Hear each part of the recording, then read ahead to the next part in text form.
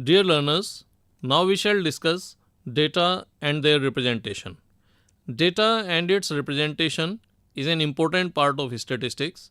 First, let us understand what do we mean by statistics.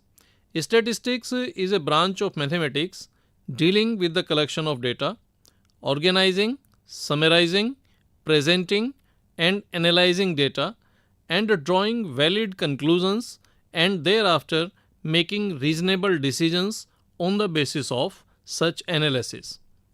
Statistics is used in a plural sense, meaning numerical data.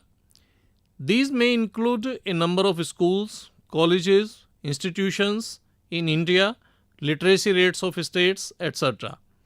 Statistics is used as a singular noun, meaning the subject which deals with the classification, tabulation, organization, analysis of data as well as drawing of meaningful conclusions from the data. Now, what do we mean by data? Data is the set of information in the form of numerical figures. For example, minimum and maximum temperature, increase of population, heights of students of a class. Data are of different types. One of the type of data is primary data. Data are said to be primary if the investigator himself is responsible for the collection of data. Some examples of primary data are voter lists, data collected in census, questionnaire, etc. Secondary data, it is not always possible for an investigator to collect data due to lack of time and resources.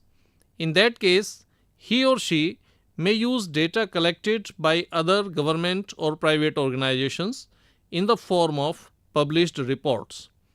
They are called secondary data. Data may be primary for one individual or agency, but it becomes secondary for other using the same data. Now let us understand how do we present this data. The data collected in original form are called raw data or say ungrouped data. This data is considered into groups or classes in order to study their salient features. Such an arrangement is called presentation of data. For example, marks obtained by 20 students in a mathematics test out of 100 are as follows: 45, 56, 61, 56, 31, 33, 70, 61, 76, 56, 36, 59, 64, 56, 88, 28, 56, 70, 64 and 74. The data in this form is called raw data. Each entry such as 45, 56, etc. is called a value or say observation. If the raw data is arranged in ascending or descending order of magnitude, it is called an array. Frequency is the number of times an observation occurs, or say how many times a data or say a value is repeated, that is called its frequency. The tabular arrangement of data showing the frequency of each item is called a frequency distribution. For example, here we have a data of favorite colors like black is represented by B, red by R, W representing white. So data is given as B, R, W, B, W, W, R, W, B, B, W, B, W, O, B, O, G, R, R, W, G, R, B, B, W. Here, if we categorize this data or we present this data in the form of a table, then in first vertical column, we write down the colors. The topmost horizontally represent the different things like color, then telemark, then frequency. Vertically, it is filled with different type of colors like red, green, orange, blue and white. Now we go through with the data. and we count down how many times red color is appearing in the data, and we put mark for each appearance. We find that red is appearing 5 times. So we put 4 vertical marks, and then just to make a bunch of 5, we cross it with another line. And then we find out that total 5 times red has appeared, so its frequency is 5. In the same way, we count down for green, orange, blue and white, and after counting we put their frequency, which is given here. Green is 2, orange is 2, then blue is 8 and white is 8. Such a table is called a frequency distribution table for ungrouped data, or simply ungrouped frequency table.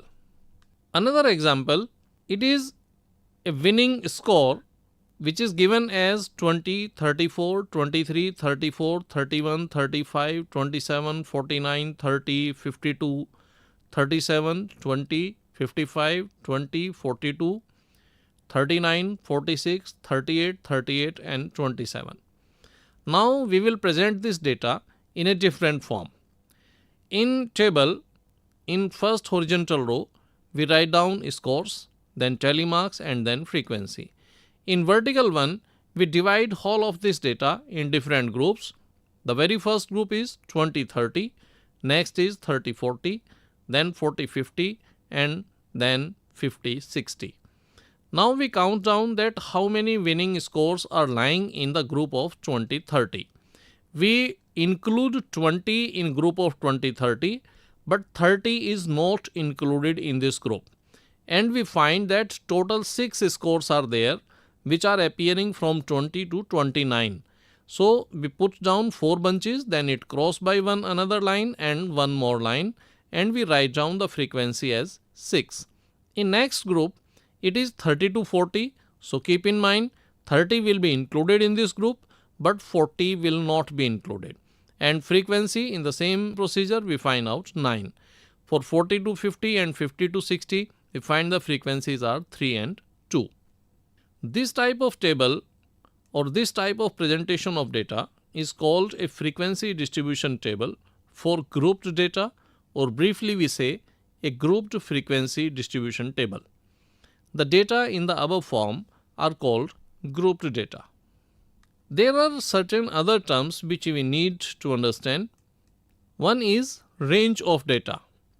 This is difference between the highest and the lowest value, or say the difference between the highest and lowest observation in the data.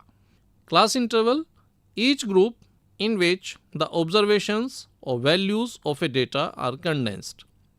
Class limits, values by which each class interval is bounded.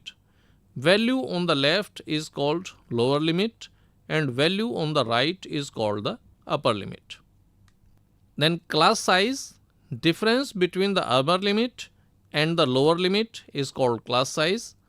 Class mark of a class interval is mid value of the class interval, which is equal to lower limit plus upper limit, and the total is divided by 2. Cumulative frequency of a class is total of the frequencies of a particular class and of all classes prior to that class.